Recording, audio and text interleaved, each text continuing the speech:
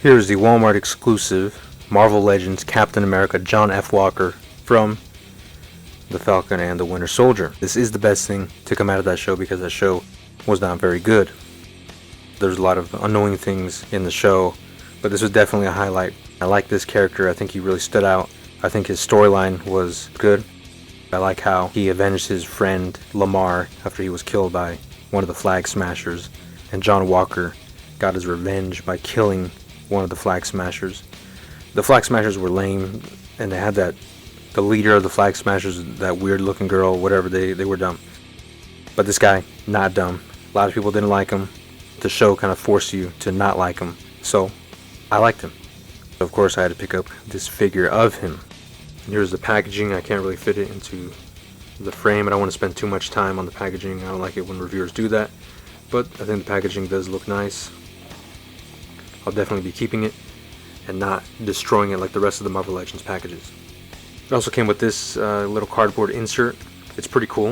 I think it definitely could see a lot of use for fig pics. But one thing I don't get is everything's all red. I don't remember that from the show, but it does look cool, so definitely a nice bonus. Let's go ahead and go over some of the features that this figure has. One of the first strengths I want to point out is the way this figure looks while it's standing. Just standing there in front of the camera, he looks good. He has a nice silhouette, he has a nice build to him. It's a good representation of what the character looked like from the show. But now upon a closer look at the figure, we can look at the head sculpt, which is nice enough. And the paint is clean. Sometimes you get figures that the paint doesn't match up in the lines, or the paint is sloppy. The paint isn't thick enough in some areas, but this figure has very good paint throughout the entire sculpt. But I want to point out some weaknesses within the figure itself before we get on to accessories. So one of the weaknesses is this printing on the flag here.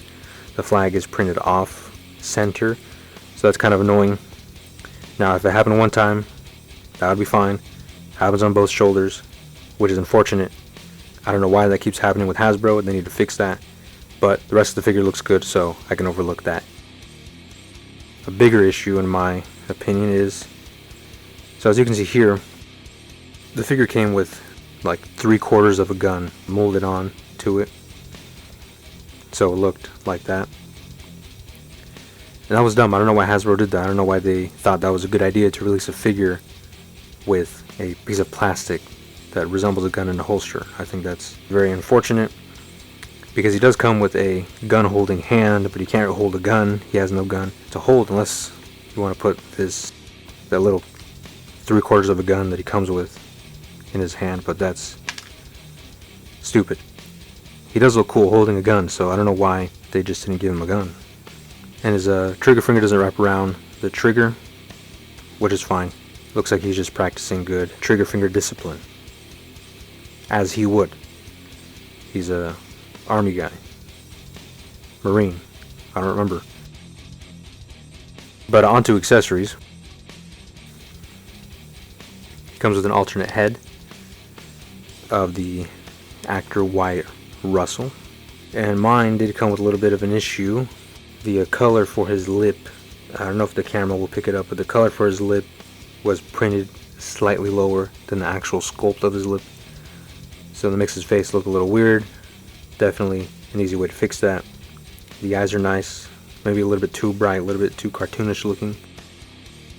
The hair is, again, nice enough, not super detailed, but it is good enough. Actually, I don't even know, it looks kind of weird with the kind of greenish gray shading, the kind of beige shading. That looks really weird actually. But here's how it looks.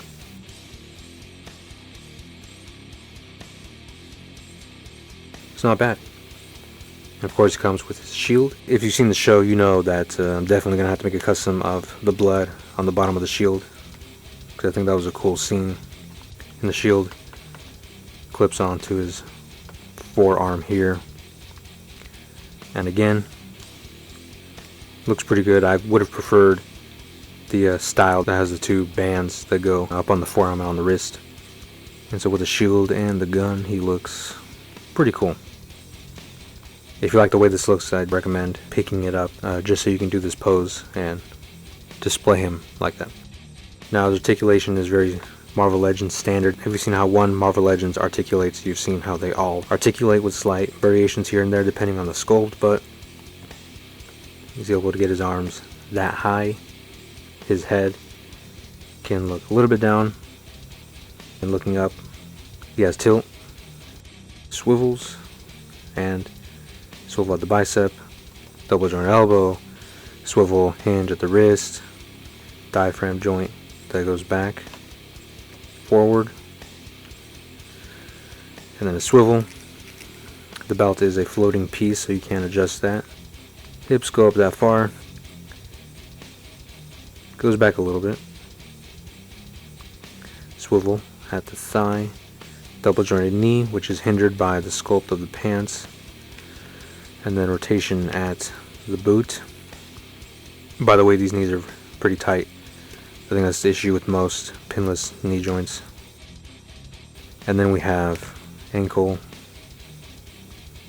back and forward, and of course pivot. And for some height comparisons, here he is standing next to the classic comic book Iron Man.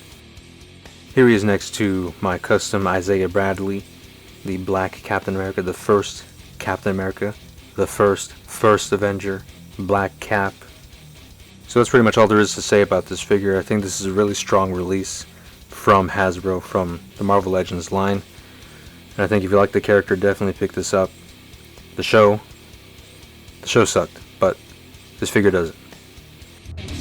I lived my life by your mandates. I dedicated my life to your mandates. I only ever did what you asked of me, what you told me to be and trained me to do.